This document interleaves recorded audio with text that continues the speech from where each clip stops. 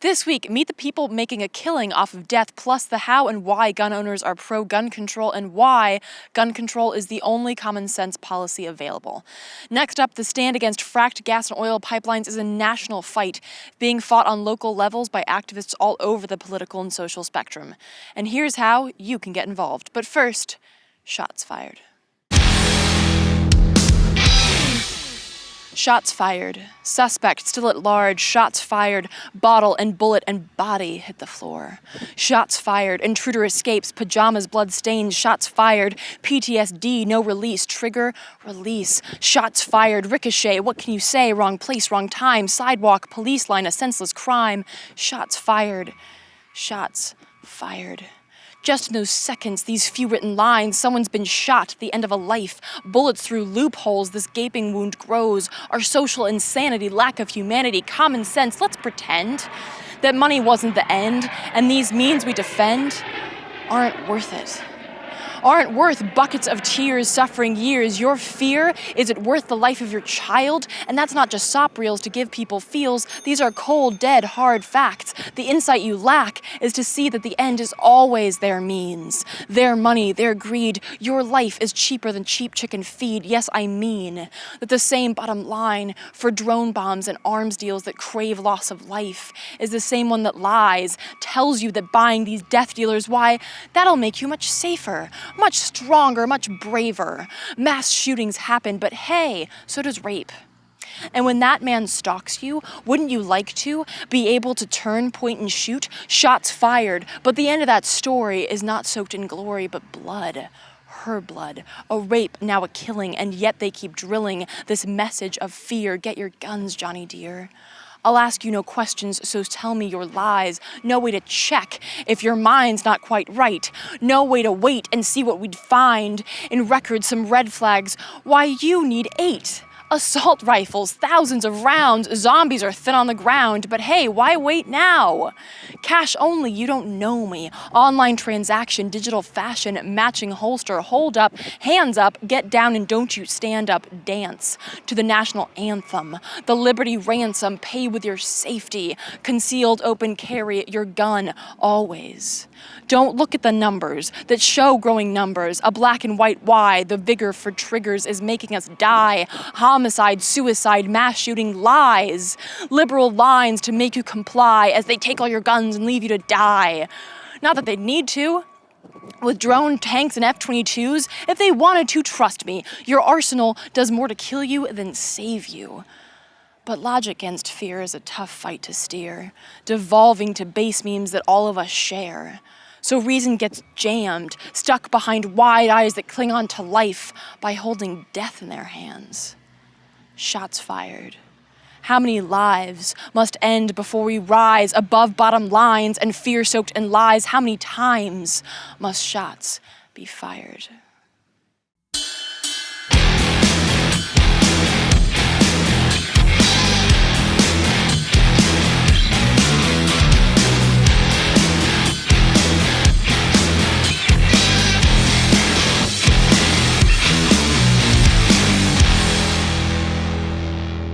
Welcome to Act Out. I'm Eleanor Goldfield, and this is your tipping point. This week's spoken word, what I'm about to say, and the interview will doubtlessly bring the trolls out of the woodwork, claiming that I'm full of shit, or a dumb bitch, or some variation of the two. But here are the facts. On Monday, 4 toothless gun control proposals were offered up in the Senate, including denying suspected terrorists firearms and explosives, funding for background checks, but not making them mandatory, and a waiting period for suspected terrorists. All 4 failed. Why? As Slate so simply put it, despite public support, gun control advocates still lack the political power of the gun rights lobby. Yeah, no shit. Money talks, and we the people? Well, we might as well be deaf mutes in an anechoic chamber.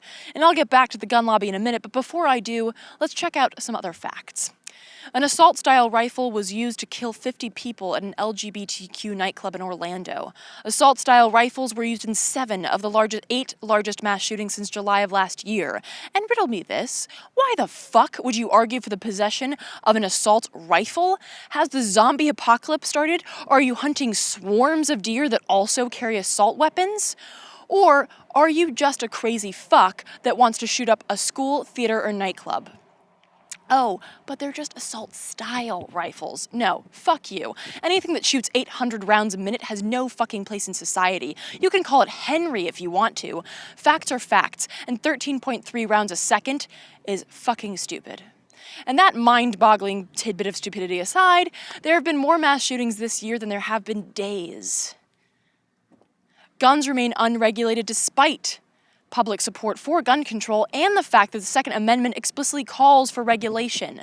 And we can argue about the arcane nature of the Second Amendment in general, but even if you stand firmly by it, you have to therefore stand firmly by the regulation of guns, which, shockingly, so many don't.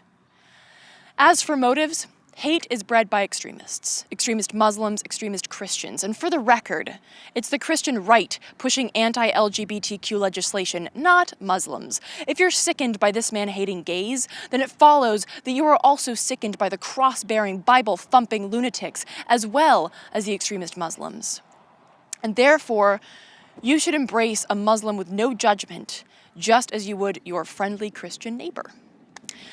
We have to recognize how our own system promotes hatred, bigotry, racism, and sexism, and then makes it super fucking easy for the hateful to just walk outside and find weapons that could kill tens of people per second. And finally, yes, guns do kill people. And it's pretty astonishing that this is even still used as a counter-argument against gun control. If guns didn't kill people, methinks we would have fewer mass shootings in this country. No? Would an average of 91 Americans a day die from guns if guns didn't kill people? I mean, shit. How are they dying then? What a fucking mystery. If it were just about evil people, then why is it that countries with gun regulation don't have mass shootings? Do we just have a monopoly on evil people? I mean, you could argue that we have an unfair amount of evil people, but shit, 0 mass shootings in Australia since strict gun regulation went into effect in 1996? That is one hell of a coincidence. Or it's not at all. And here's the thing. Let's just say, for shits and giggles, that I was in favor of guns, had a gun, enjoyed having a gun. If I were also a logical person, I would be pro-gun control as well. Because we already know what the lack of gun control looks like. Every day we know what that looks like. But we actually have no idea what living in a country with regulated guns looks like. That well-regulated line in the Second Amendment, yeah, we have no idea what that looks like. What if it's a lot better than what we have now? Isn't that the point of evolving policies and legislation? That we see something isn't working, and then we endeavor to fix it. Well, more mass shootings than days in a year sounds to me like a broken fucking policy. So why not try the alternative? And stop before you say, we have guns because the government does. Yeah, well, good luck against anti-aircraft guns, tanks, grenade launchers, drones, and all the other shit that you're not allowed to have, but that the government has literal fuck tons of. And yes, I think that we should have gun control for police too, but that's a separate issue.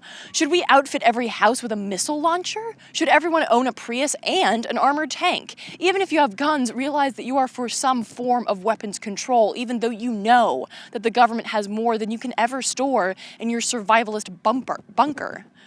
This isn't about being a victim or a hero. The stats have already shown that those gun lobby, pardon the pun, trigger words are a load of shit. This is about policy that has buried more Americans since 1968 than the whole sum of those killed in wars in our country's history. This shit is not working. And don't just take that from me and my stats. Take it from some of the people who have lived those stats. Making a Killing, a documentary film that covers the power of the gun lobby, the greed, and the disgusting push to perpetuate lies and death in the name of profit, isn't about preaching gun abolition. It's a platform for those who have lived gun violence to speak their truths. It's a documentary that documents the reality of gun ownership and the lives led, quite literally, in the crosshairs of the most powerful lobby in the country. After seeing the film, I spoke with Brave New Films programs director Lori Jones about the film and the fight for gun regulation and common sense policy. Take a look. So the film Making a Killing doesn't just focus on the NRA, but on the gun companies themselves, which is something you don't often hear about. Talk about the partnership there and how they together and separately, of course, support the continuation of gun violence in this country. Well, the gun companies want profit, and they've done a really great job of making a profit. And the NRA and the gun companies work together. The NRA is the voice for the gun companies in Congress. And so the NRA is lobbying for bills that absolutely support making more profit for the gun companies. So if that means not having universal background checks, they're going to make they're going to make more money from gun sales. So on that same note, in one of the stories in the film, there's a woman who puts out a restraining order against her husband. His guns are then confiscated, but then he goes to a gun show, easily gets a gun, and proceeds to fire upon his estranged wife and her father. So how much of the gun pie, so to speak, is due to gun shows and that completely easy access to guns without any sort of background check or care of who's buying? Gun shows are an enormous problem. 92% of Americans agree with universal background checks. So when they talk about the gun show loophole, it actually includes all private sales. So if I wanted to sell my gun to you out of the back of my car, you wouldn't have to go through a background check. So shows are the biggest example of the loophole. So with regards to the private seller, I mean, it seems almost impossible to police somebody selling guns out of the back of their car, but how would you go about policing or regulating something that isn't as, large scale as a gun show? Well, I think two ways. One is the amount of guns that can be purchased at a store. So you're seeing this in Chicago a lot. People are driving from Chicago to Indiana, 45 minutes maybe, and buying guns in bulk and then going back to the south side of Chicago and selling guns out of the back of their car. So if someone were flagged, so to speak, if they bought 40 guns, it's an easy solution for the gun stores themselves to be held accountable for how many guns they're selling to individuals. It's really straightforward. Now, you're not going to solve every single problem. So going back to the example, if I'm selling you a gun from the back of my trunk, that's not always going to be caught. But it will be caught if someone does this over and over again, especially if they're going to gun stores and buying guns in bulk and then taking them to neighborhoods. So one of the things that you hear a lot is that if someone had a gun at a mass shooting, like with the Aurora thing that's covered in the film, if somebody in the audience had just had a gun, there wouldn't have been nearly as much carnage. Does that argument hold any water? I really don't think it does. Someone brought this up in the Aurora shooting. There were several gun owners in the audience, and one of them said that he wouldn't have known where to shoot. If he had had his gun on him, he would have been blind. So the likelihood of him shooting someone else is much higher than if he actually would have saved someone. I think that's the important thing to remember. And this came up with the Gabby Giffords shooting too. Someone ran towards the shooter thinking it was the shooter and almost shot. And so really this is about innocent people would be more likely to die.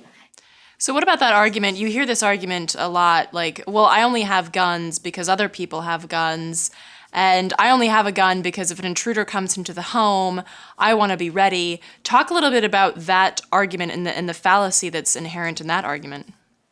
Well, so much of this is behind the argument of the Second Amendment, and people are going to stand by that.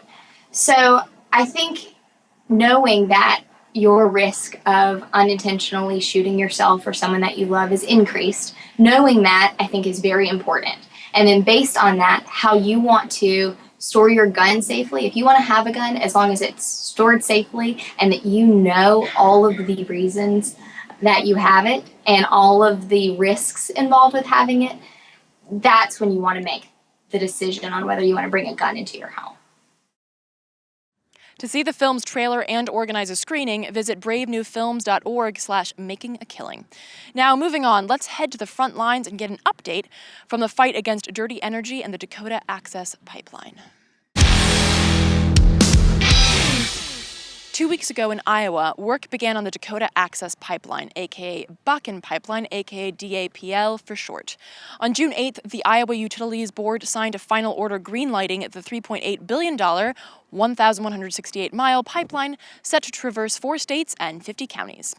Beginning in the Bakken oil fields in northwest Dakota and ending in Pacoda, Illinois, with a capacity of roughly 570,000 barrels of oil a day. And if you're wondering, the other 3 states have already given Texas-based Energy Transfers LP the go-ahead, and work began in North Dakota, South Dakota, and Illinois last month. But despite this bad news, activists and locals are not giving up. Quite the opposite, in fact. Ed Fallon, the director of Bold, Iowa, a pipeline opposition group, had this to say to the Associated Press.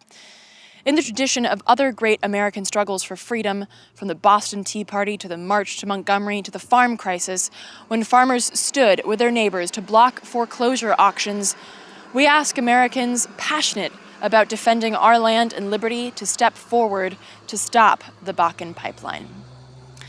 The group began a Bakken pledge of resistance, asking people to pledge their support and, if necessary, to risk arrest via acts of peaceful civil disobedience and blockades. As of the writing of this script, Bold, Iowa had gathered almost 400 signatures. Fuck yeah. For any viewers in that area, we'll include a link to that pledge in the show description. And you don't have to be a leftist tree hugger to join this fight. In fact, the fight against pipelines is one that brings people together from all parts of the political spectrum. And you can partially thank eminent domain for that. FYI, eminent domain refers to the government's power to take private property for public use in return for fair market compensation. It's typically been used to build bridges or roads, but since the 1950s, oil and gas companies have taken advantage of this power more than a handful of times. And this is bringing the right to property advocates to the side of the environmentalists. And in some places, like South Carolina, outright bans on oil company land seizure have been passed. Unfortunately, Iowa won't be lining up for a similar ban anytime soon. The governor is all for the pipeline, and one can only assume his house is nowhere near this toxic catastrophe. However, lawsuits against the Bakken pipeline's eminent domain seizure continue. As Think Progress reported, at issue is whether the pipeline company deserves eminent domain powers given that it's not a public utility. In addition, plaintiffs claim giving eminent domain powers for the Bakken pipeline is not a public improvement or serves any public use, according to court documentation obtained by Think Progress. Of course, Dakota Access, the subsidiary of Energy Transfer Partners, threw out some numbers about proposed jobs, neglecting to mention that these are, of course, temporary jobs, and that actually the real ongoing employment would more than likely come from oil spill cleanup, which there will be. It's essentially a statistical certainty. Last year, High Country News, a nonprofit news organization based in Colorado, reported on the frequency and effects of pipeline breaks. This map shows crude oil pipeline incidents from 2010 to 2015.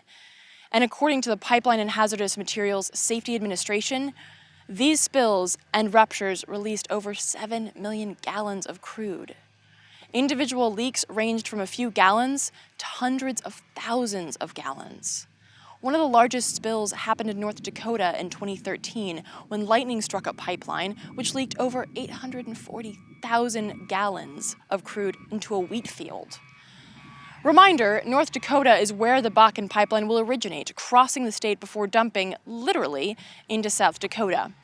One of the organizations that has coalesced around the Dakota pipeline is the Bakken Pipeline Resistance Coalition. Primarily based in Iowa, The Bakken Pipeline Resistance Coalition represents landowners, community members, nonprofits, and interest groups united to stop the construction of the Bakken pipeline.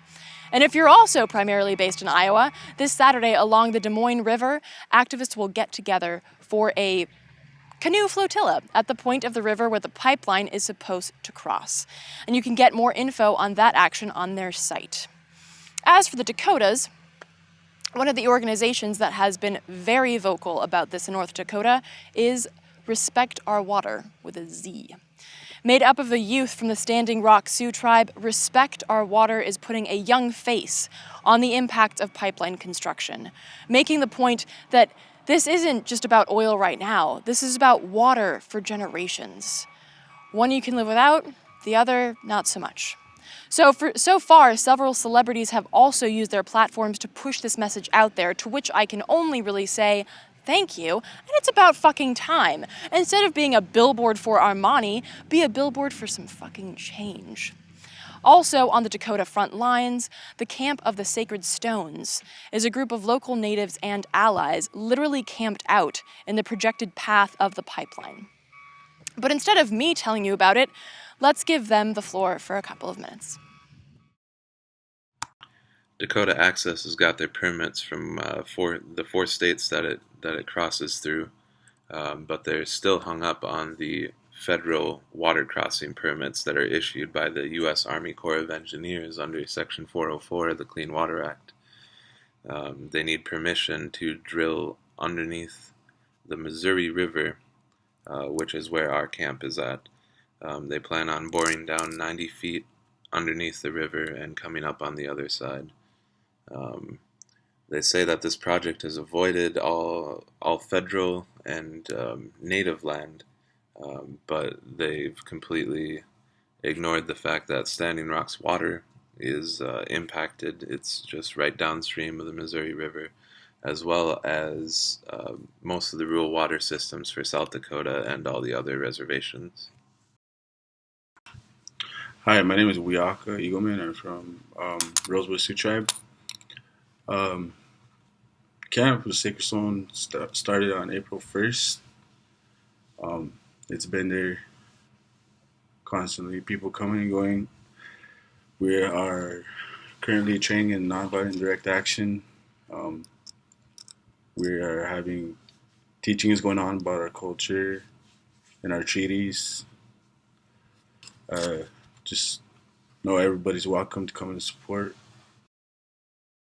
Hello, I'm Nakia American Horse. I'm from Campbell, North Dakota, located on the Standing Rock Sioux Tribe.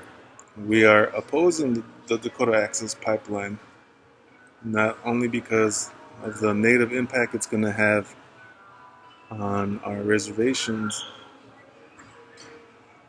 but also the impact it's going to have on all who live and thrive and get water from the Missouri River.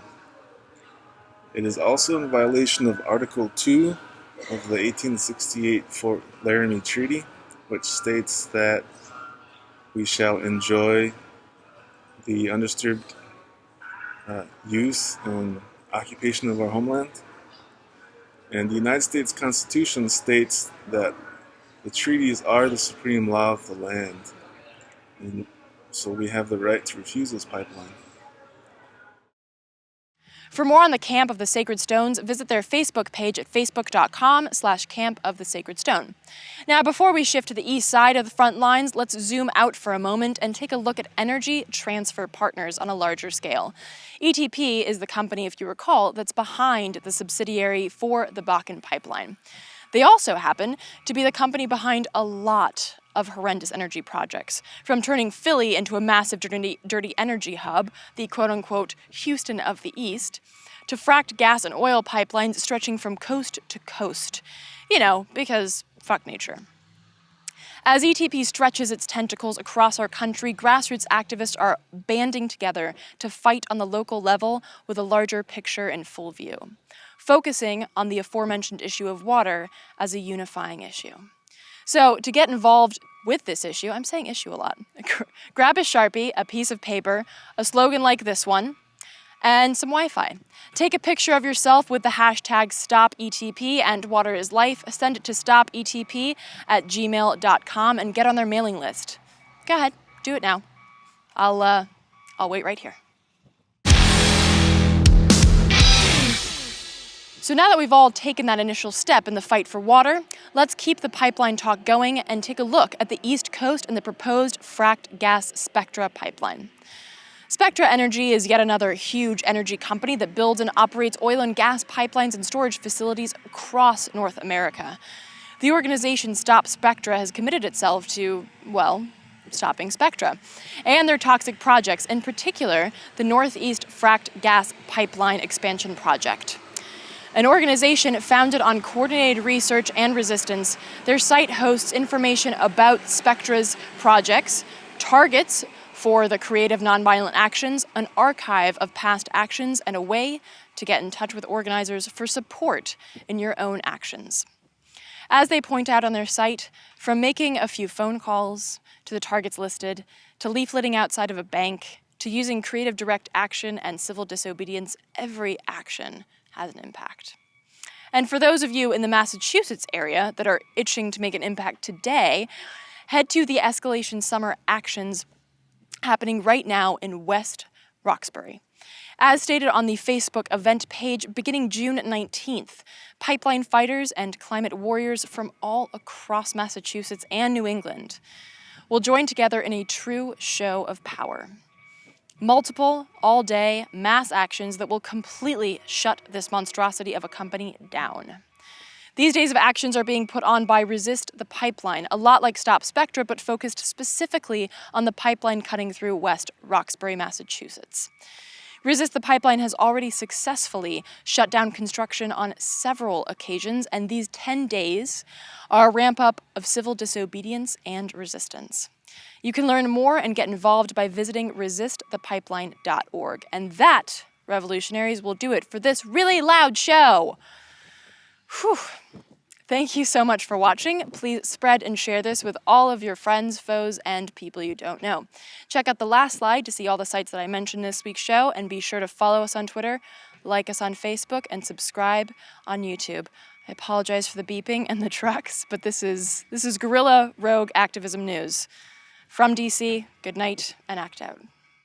And real quick, to keep independent, non-corporatized media like this show going, donate at Occupy.com/donate. If you'd like to donate directly to Act Out, visit Patreon.com/actout.